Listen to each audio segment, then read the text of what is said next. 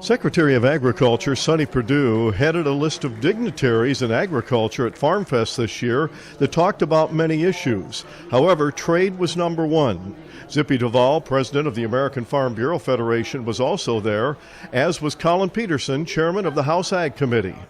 I think, again, we've got to look at this. Maybe it's like it's darkest before the dawn. I think we realize that we've got to get some resolution to this, and hopefully we can do it sooner rather than later.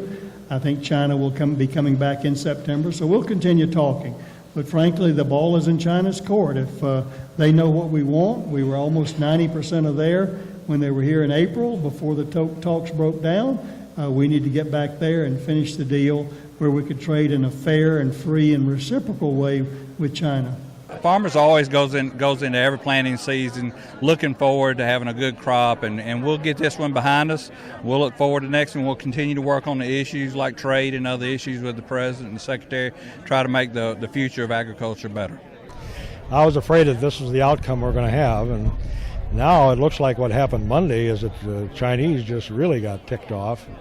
Now they're not going to buy any ag stuff. I don't know how this gets resolved. Beyond me.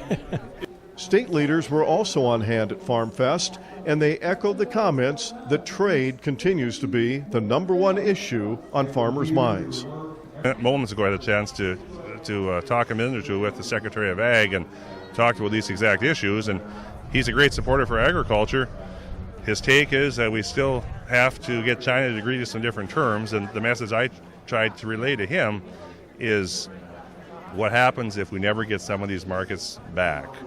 And there wasn't a good answer. He said, well, we got to stick with it. But I said, it's getting harder and harder to stick with it. And we export about 25% of all the pork that's produced in the United States. So when we get these episodes that happen that really upset the apple cart on trade, it has a direct result as to what happens with hog price. And obviously that makes a difference for hog producers. It makes a difference for rural communities.